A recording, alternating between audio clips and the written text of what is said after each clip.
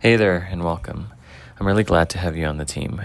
Whether you're a third-year medical student, a sub-I, an intern, or a senior resident, this rotation is an important part of your journey in medicine. You'll learn a lot, and I'll do my best to support you through it. So let's dive into what I expect of you, and what you can expect of me. This video will walk you through team structure, communication, daily workflow, and most importantly, how we take care of our patients together. Let's get started with the basics. Communication. You should have already received a message from me, usually through WhatsApp. If not, please reach out to your senior resident to get my cell phone number and text me your first and last name and stage in training. We will be using WhatsApp continuously during this rotation as one of our means of communication. Let me give you one of my first requests to foster communication. Always change the ADT box information as soon as possible once you admit or take over a patient. Update with your information, which means name and pager. And finally, with the correct attending. This is the first step so our colleagues can reach us if needed. Each of you is coming in with your own background, experience level, and goals. Let's build on that. I want each of you to define personal objectives for this rotation. What are you hoping to learn or improve? Maybe it's note writing. Maybe it's becoming more confident with formulating an assessment and plan. Maybe it's time management. Maybe it's hyponatremia. Whatever it is, name it. That way, we can help support you in reaching it. This is a learning environment, which means it's okay to be wrong. It's okay not to know. What matters is that you ask, you try, and you improve. Feedback is part of the deal, both the good stuff and the stuff that stings a little. Take it seriously, not personally. Our attending physicians are expected to give verbal feedback to any resident and medical student that they have worked with for more than 3 days. Let's talk about expectations for rounds. The bottom line, you come prepared and I'll come prepared. Everyone, no matter your role, should know your patients, and not just on paper. See them, talk to them, understand their concerns. That's how we make rounds meaningful. Everyone needs to pre-round early enough to get their work done and see their patients before rounds. That usually means pre-rounding on your patients at 7 a.m. and sometimes earlier. No one likes waking up early, but it's what allows us to build effective plans for our patients. Some days we'll walk, some days we'll table. It depends on the patient load, acuity, and educational needs. Generally, though, it is attending specific, but for me, for example, we'll table round on about 50 to 75% of our patients and walk on the rest, usually about 4 to 6 patients. Most mornings, we take about 10 to 15 minutes for a brief huddle or chalk talk before the start of our rounds. That's your time to ask questions, learn a quick clinical pearl, or work through a case. So that means if we're aiming to start rounds around 8:30, be ready by 8:15.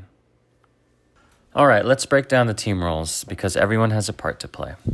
Third-year medical students, you're here to learn. You'll carry 2 to 3 patients on average and attend all didactics. We want you to try to attend intern report and resident report, if the day allows. On Wednesdays, once you go to your didactics, do not return back to wards. That's your protected time. Fourth-year medical students, our sub-Is, you're stepping into the intern role. Carry about 3 to 4 patients on average, take a pager if possible, and work closely with your senior resident. We want you to attend the didactics our interns also attend, including the noon conferences. Be proactive. If there's downtime, ask how you can help or what you can take off someone else's plate. For more details and the ultimate say, though, I do defer to the ground rules that are set forth by your program.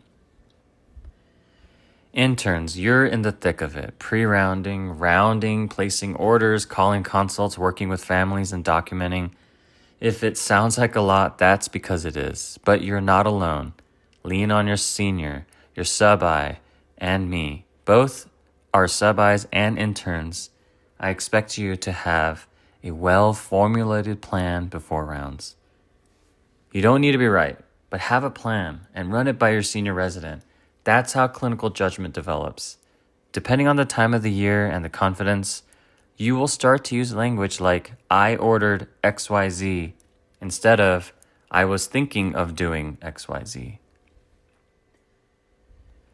Senior residents, you're the team captain. You do not need to see every patient, but you do need to triage wisely. See the sick ones, the ones being discharged, the ones with diagnostic uncertainty. To help remember the 3 Ds of rounding: death and dying, discharge, and diagnosis. Help your interns, coach your sub-Is, protect your team's time whenever possible, and make sure no one's stuck unnecessarily late. So, for our team, if something is unclear, I want you to try to clarify it with the senior first. But if you can't get a hold of them, do not hesitate to call or text the attending physician. But generally, the first response will be, "Did you run this by the senior resident?" Our internal medicine residents have academic half-day on Thursdays, and this is protected didactic time. Ideally, rounds should end no later than 10:30, maybe 11 a.m. So from 11 a.m. to 12:30, that's your time to get stuff done. Call your consults, write discharges, update families, and of course write in those orders. At 12:30, you sign out pending tasks and hand over the pager to the attending physician. Your ADT box should already reflect this dedicated time, and nurses and other staff should know to contact the attending during this time frame. We have residents from all different programs that rotate with us, so if you're in this group of residents that do not attend our academic half-day, you are expected to remain on site until your work is done and then discuss sign-out with your senior resident and your attending. The long-haul teams will return back to the VA once academic half-day is over. You will then be open to finish admitting patients for that day.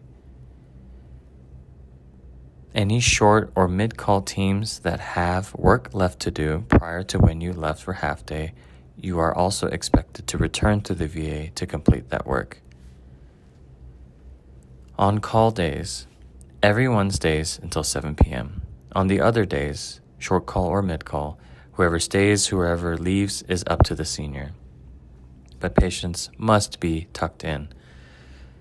If something slips through the cracks, guess who's coming back? The senior resident and probably everyone else, so let's avoid that. Now regarding presentations, we're going to keep things as standardized as possible. I have a whole other video dedicated to presentations, so please refer to that. Documentation. Progress notes need to be written and signed the same day. Discharge summaries are within 2 days. However, please refer to your attending's preference on this, as some attendings do prefer within the same day of discharge. Remember, they don't need to be masterpieces. Get them done, have the relevant and salient points. We will, as attendings, read them and help you improve. Here's the most important part, the mindset. This rotation is game time. You'll be challenged. You'll mess up. You'll also surprise yourself with how much you grow. So let's create a culture where it's okay to be wrong, we support each other, and we take ownership of our patients. And yes, I'm a fan of Jocko Willink and his concept of extreme ownership. If something gets missed, it's not, oh, the intern forgot, or oh, someone didn't tell me. It's our patient, our responsibility. All of our responses, including mine and all the attending physicians, should be, that's my responsibility and I'll get to the bottom of this. Thank you for bringing it to my attention and I will follow up with you. Be the thermostat, not the thermometer. Set the tone and win your space.